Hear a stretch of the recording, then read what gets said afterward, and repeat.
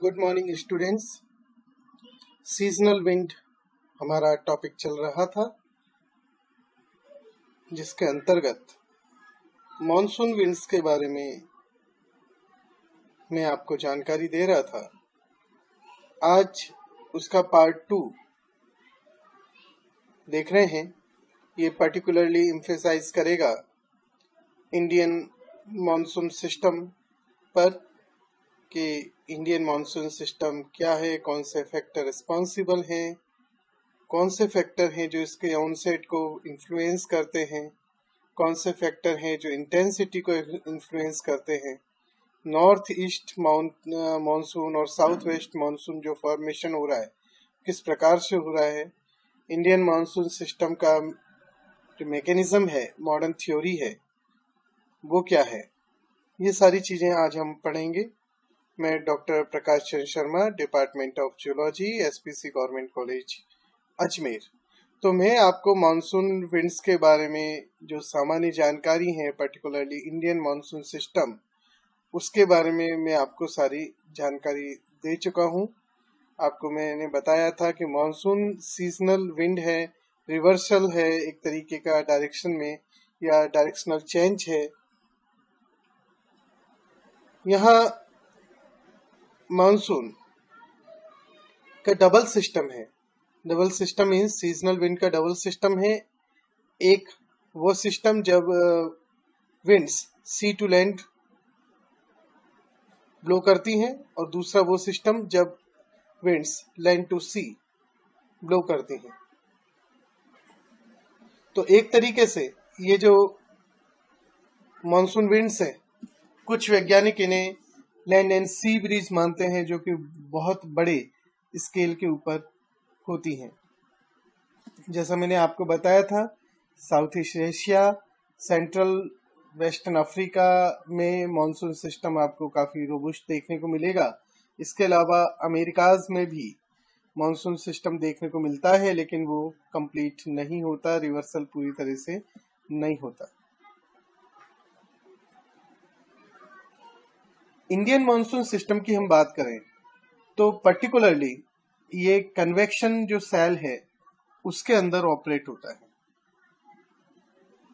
जो आपको मैंने बताया था, थर्मल सेल, हेडली सेल, उसमें ये ऑपरेट होता है।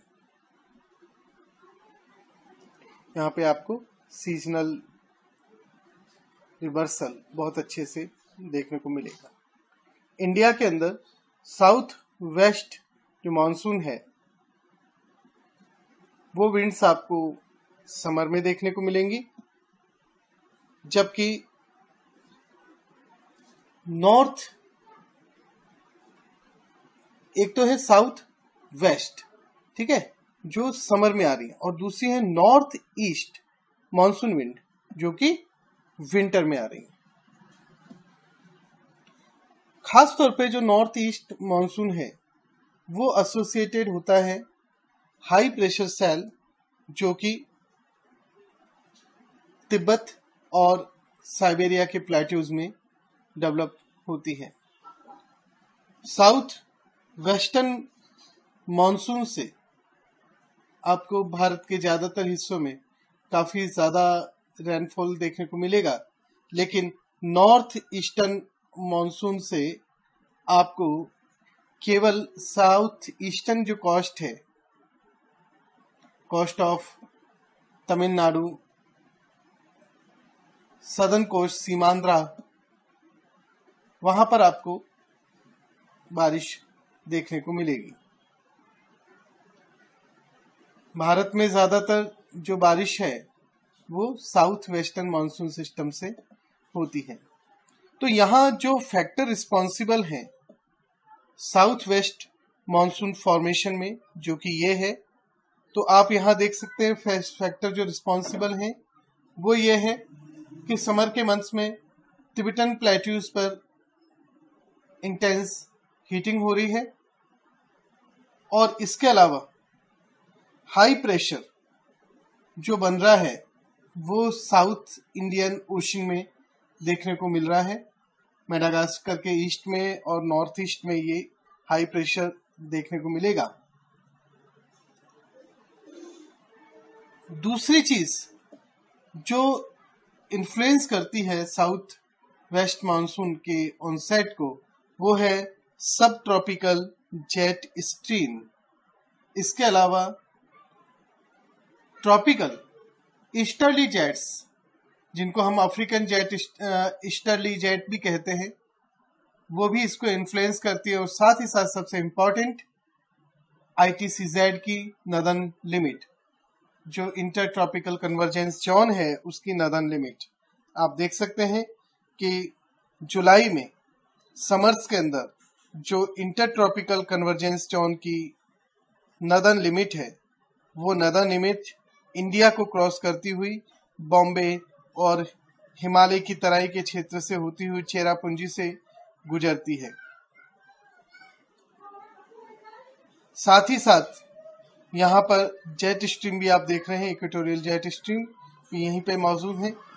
तो इस कारण से जो विंड्स हैं उनकी इन ब्लोइंग होती है, जो कि वार्म और मॉइस्ट सी को क्रॉस करती हुई आ रही हैं और ITCZ की तरफ कन्वर्ज हो रही हैं। और अगेन जब ये इसको क्रॉस करती हैं तो वेस्ट की तरफ मूव करती हुई पूरे भारत में ये बारिश को अंजाम दे रही हैं। साउथ वेस्टर्न मानसून की इंटेंसिटी को प्रभावित करने वाले कुछ और भी कारक हैं जिनको आप समझें। तो जहां एक तरफ सदर्न इंडियन ओशन के अंदर हाई प्रेशर डेवलप हो रहा है, जबकि हिमालय का जो रेन शेडो रीजन है यानी कि टिप्टन प्लेटू, वहां पे ज्यादा गर्मी है, गर्म है, और इस कारण वहां पर लो प्रेशर डेवलप हो रहा है। इसके अलावा Somali jet stream, Somali current, Walker cell की जो इंडियन ओशन की ब्रांच है, और Indian Ocean dipole, Somali jet को हम फाइन लेटर जेट भी कहते हैं, सोमाली करंट को हम फाइन लेटर करंट भी कहते हैं। और दो चीजें और मैंने आपको बताई हैं, जो वॉकर सेल है उसकी इंडियन ओशन ब्रांच, और इंडियन ओशन डाइपोल भी वो फैक्टर हैं जो इंटेंसिटी को प्रभावित करते हैं। आगे हम बात करें नॉर्थ ईस्ट मॉनसून फॉर्मेशन को कौन प्रभावित कर रहा है और किस तरीके से। तो आप देखिए, विंटर के अंदर जो हाई प्रेशर है वो टिप्टन प्लेटू और साइबेरियन प्लेटू के ऊपर डेवलप हो रहा है। इसके कारण यहां पर, और साथ ही साथ आप देखें यहां कि जो ITCZ है उसका माइग्रेशन हो रहा है साउथ की तरफ। इंडियन ओशन में आप देखिए, जो सदर्न इंडियन ओशन है उसकी तरफ उसका माइग्रेशन हो रहा है। तो ये सारी चीजें, ये माइग्रेशन होने के कारण, क्योंकि यहाँ साइबेरिया और जो टिप्टन प्लेटू है ये ठंडा है, यहाँ कंपेरेटिवली हाई प्रेशर डेवलप हो रहा है, तो कॉन्टिनेंट से सी की तरफ आउटवर्ड ब्लोइंग विंड चल रही है, सब ट्रॉपिकल जेट स्ट्रीम भी है। और क्योंकि ITCZ साउथ की तरफ मूव कर चुका है, माइग्रेट कर चुका है, तो इस कारण से हाई प्रेशर एरिया से इस तरफ से टिप्टन प्लेटू की तरफ से, कॉन्टिनेंट की तरफ से विंड्स ब्लो करती हैं इक्वेटर की तरफ। और इस दौरान जब वो ये बे ऑफ बंगाल से गुजरती हैं और तमिलनाडु के कोस्ट और सीमांध्रा के कोस्ट से क्रॉस करती हैं, तो जो मॉइस्ट वे ऑफ बंगाल से इन्होंने मॉइस्चर लिया है उसको ये यहाँ पर प्रिसिपिटेट हो जाता है उसके कारण। तो खास तौर पे जो तमिलनाडु का कोस्ट है वहां पर और सीमांध्रा में नॉर्थ ईस्टर्न मानसून विंड से बारिश होती है। मानसून विंड के जो मैकेनिज्म है बहुत क्लियरली नहीं समझा जा चुका है। मॉडर्न थ्योरी काफी हद तक इसको एक्सप्लेन करती है, लेकिन कई फैक्टर ऐसे हैं जो अभी भी समझने बाकी हैं। सबसे पहले मानसून विंड के जो जिक्र है वो ऋग्वेद में भी देखने को मिलता है। अरब ट्रेडर्स ने, अल मसूदी जो कि अरब एक्सप्लोरर था, उसने भी इस चीज को बताया था सर एडमंड हेली ने सबसे पहले बोला कि मॉनसून जो है वो थर्मल कॉन्ट्रास्ट का नतीजा है। अभी मॉडर्न थ्योरीज की हम बात करें तो मॉडर्न थ्योरी कहती हैं कि मॉनसून का जो ऑनसेट है या मॉनसून की जो इंटेंसिटी है वो इन्फ्लुएंस होती है शेप ऑफ कॉन्टिनेंट से, ओरोग्राफी यानी कि माउंटेन से, और अपर ट्रोपोस्फियर में जो एयर सर्कुलेशन है जेट स्ट्रीम से। तो थर्मल कॉन्ट्रास्ट की जो बात है वो आज की तारीख में इतनी ज्यादा उसको वेटेज नहीं मिलता जितना कि एयर मास मूवमेंट और जेट स्ट्रीम्स को मिलता है। तो जहां एडमंड हेली की जो क्लासिकल थ्योरी है वो कहती है कि समर के अंदर ट्रॉपिक्स ऑफ कैंसर पर सूर्य की सीधी किरणें पड़ती हैं तो वहां हाई टेम्परेचर होता है और लो प्रेशर होता है, जबकि अरेबिक सी और वे ऑफ बंगाल में जो प्रेशर है वो हाई है, जिसके कारण सी टू लैंड एयर फ्लो हो रहा है। जबकि विंटर में जो सन है वो सीधा ट्रॉपिक ऑफ कैप्रिकॉर्न पर मौजूद है। इसके कारण north west part of India colder है, जबकि अरबिक सी और वे ऑफ बंगाल जो है वो कंपेरेटिवली गर्म है। इस कारण रिवर्सल हो रहा है। तो क्या ड्रॉबैक है? ये थ्योरी काफी हद तक अपेरेंटली हमें सब चीजें क्लियर कर देती है, बट क्या ड्रॉबैक है? ड्रॉबैक ये है कि पूरे विश्व में ये पैटर्न सब जगह मौजूद है। लाइन ऑफ जो ट्रॉपिक ऑफ कैंसर पे समर में आ रहा है ये क्लियर है, विंटर में वो कैप्रिकॉर्न पे जा रहा है, क्लियर है। लेकिन मॉनसून सिस्टम यूनिफॉर्मली इस बेल्ट में नहीं होता है। मॉनसून हर जगह नहीं है। जैसे मैंने आपको बोला कि अमेरिकाज में रिवर्सल आपको पूरी तरह से देखने को नहीं मिलेगा, वो ट्रू मॉनसून नहीं है। केवल आपको सेंट्रल वेस्टर्न अफ्रीका और इंडियन जो सब कॉन्टिनेंट है वहां पे ही मॉनसून सिस्टम देखने को मिलता है इस तरीके का। तो ये क्या कारण है? और कई बार सडन बस्ट आपको मानसून का देखने को मिलता है, कई बार डिले देखने को मिलता है। तो ये सारी चीजें हेली की जो थ्योरी है वो एक्सप्लेन नहीं कर पाती। तो इसको एक्सप्लेन करने में जो बाकी थ्योरी मदद करती हैं वो एयर मास थ्योरी जो ITCZ के ऊपर बेस्ड है। यहां आप याद रखिए कि ITCZ क्या है? ITCZ वो स्थान है जहां पर विंड्स कन्वर्ज करती है, ठीक है। और दूसरा कोरियलिस फोर्स का आपको इफेक्ट यहां पर देखने को मिलेगा। तो ITCZ एक तरीके का मानसून फ्रंट बना रहा है जहां साउथ वेस्टर्न मानसून विंड और नॉर्थ ईस्ट ट्रेड विंड एक दूसरे से कन्वर्ज करती हैं। तो इस कारण से ये एक मानसून फ्रंट बन रहा है और इसी लाइन के हिसाब से, जैसा मैंने आपको बोला कि ये लाइन बॉम्बे के ऊपर गुजरात से क्रॉस करती हुई हिमालय के तराई क्षेत्र और चेरापूंजी से गुजरती हुई निकलती है, तो इस पूरे क्षेत्र में आपको अच्छी रेनफॉल देखने को मिलेगी। जुलाई में ये ITCZ शिफ्ट होकर 20 से 25 डिग्री नॉर्थ तक आ जाता है, इंडो गंजेटिक प्लेन में आ जाता है ये। तो यहाँ पर आपको मैक्सिमम रेनफॉल देखने को मिलेगी। तो इस कारण ITCZ जो है वो इसकी नॉर्दर्न लिमिट जो है वो मानसून टफ फॉर्म करती है।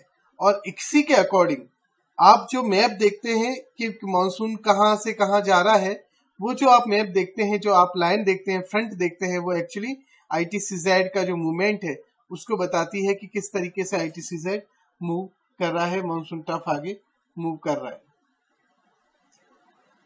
तो इसकी जो नॉर्दर्न लिमिट है उन्हें NITCZ हम कह सकते हैं और सदर्न लिमिट को SITCZ बोलते हैं। तो NITCZ के कारण ही जो इंडिया है उसमें हाईएस्ट आपको रेनफॉल देखने को मिलेगा। इसके अलावा दूसरी जो थ्योरी है जो कि इस चीज को क्लियर करती है वो है jet stream theory. Jet stream theory latest theory है जो ओरिजिन ऑफ मॉनसून को काफी अच्छे से बताती है। जेट स्ट्रीम्स में आप देखेंगे तो इसमें आपको डिस्टिंक्ट पीक्स एंड टफ्स देखने को मिलेंगे। ठीक है, तो अब हम बात करें कि ये किस तरीके से ये प्रभावित करती है। तो इंडियन मॉनसून सिस्टम को प्रभावित करने वाले जो जेट स्ट्रीम है उसे हम सब ट्रॉपिकल जेट स्ट्रीम कहते हैं, जो कि सबसे इंपॉर्टेंट इन्फ्लुएंस करती है। ये वेस्ट टू ईस्ट मूव करने वाली, यानी कि वेस्टर्ली है, नैरो बैंड है फास्ट मूविंग एयर का। ये नदर्न हेमिस्फीयर में 25 डिग्री से 35 डिग्री नॉर्थ पर बहती है। और याद रखिए, jet stream always upper atmosphere में बहती हैं, वो कभी भी जमीन पे नहीं देखने को मिलती है। तो ये 12 से 14 किलोमीटर की हाइट पर जेट स्ट्रीम मौजूद है। और याद रखें कि पोलर जेट स्ट्रीम का इंडियन मॉनसून सिस्टम पर किसी भी तरह का प्रभाव नहीं है। तो ये जो वेस्टर्ली जेट स्ट्रीम है, इनकी कॉमनली जो स्पीड है वो 150 से 300 किलोमीटर प्रति घंटा की रफ्तार से ये जेट स्ट्रीम बहती हैं, और ये 400 किलोमीटर प्रति घंटा की रफ्तार से ये बह सकती हैं। तो जो मानसून का बस्ट है वो डिपेंड करता है इस अपर एटमॉस्फेरिक सर्कुलेशन पे, जो कि डोमिनेटेड हो रहा है एसटीजे के द्वारा, यानी कि सब ट्रॉपिकल जेट स्ट्रीम के द्वारा। तो यहाँ पर हमें सब ट्रॉपिकल जेट स्ट्रीम का सीजनल माइग्रेशन देखने को मिलता है। विंटर में आप देखेंगे कि जो एसटीजेड है, सब ट्रॉपिकल जेट स्ट्रीम, ये हिमालय के सदर्न स्लोप के साथ साथ बहती है, जबकि समर में ये नॉर्थवर्ड शिफ्ट हो जाती है।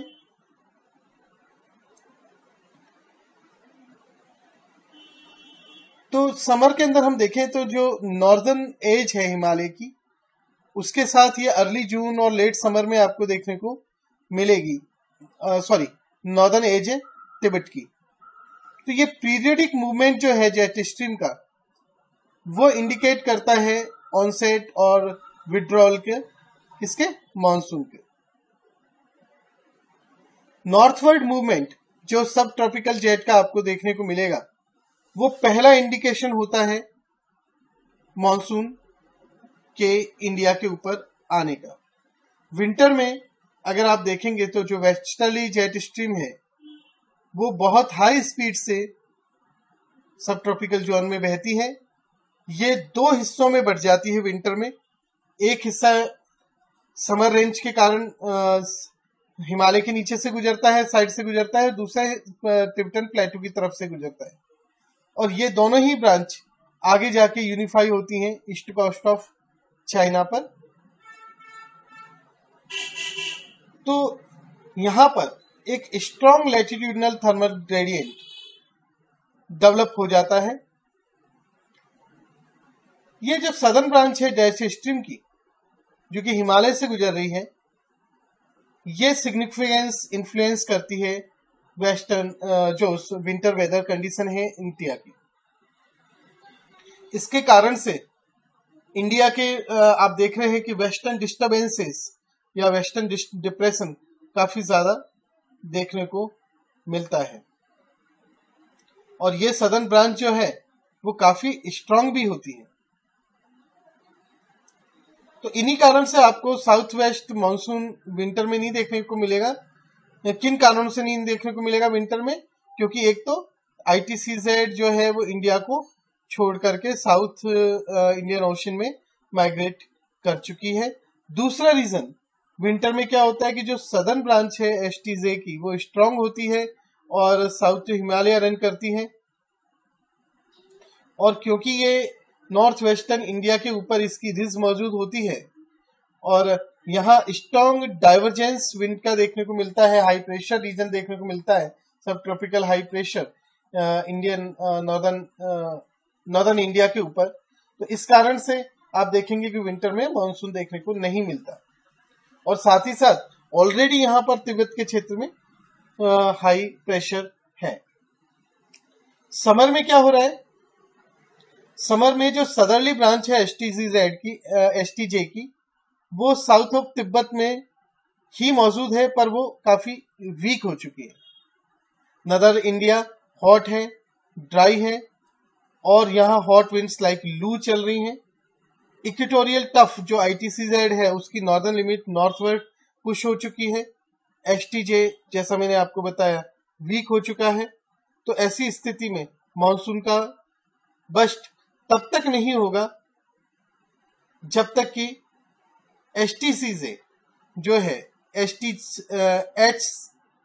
STJ यानी कि जो आपको ट्रॉपिकल सब ट्रॉपिकल जेट है जब तक वीक नहीं पड़े, और जब वो वीक पड़ जाती है तो मानसून का बस्ट हो जाता है। मई के एंड में आप देखेंगे जो सब ट्रॉपिकल जेट है वो वीक पड़ जाती हैं, ब्रेक करती हैं, नॉर्थ ऑफ तिब्बत जाती है और एक आपको हिमालय वाली जो वीक हुई है जिसके कारण से आपको सदर्न बस्ट देखने को मिलता है मॉनसून का। तो जैसे ही अगेन ईस्टर्ली जेट का इमरजेंस होता है वैसे ही आप देखेंगे यहाँ पर रिवर्सल होना शुरू हो जाएगा। तो जैसे जैसे ही आपको यहाँ पर अभी हम ये बात करें, एक और बात करें कि भाई मार्च और मई में जब भी समर है तो वहां क्यों नहीं ऐसा होता। कारण उसका यह है कि अभी तक जो STCJ है वहां पर हाई प्रेशर है वो स्ट्रांग है, कंपेरेटिवली स्ट्रांग है। जैसा मैंने आपको बताया जब ये STJ वीक होगी तभी मानसून का बस्ट होगा। तो यहाँ आज मैं ये टॉपिक समाप्त करता हूँ। नेक्स्ट टॉपिक में हम लोकल विंड्स के बारे में जानकारी लेंगे। धन्यवाद।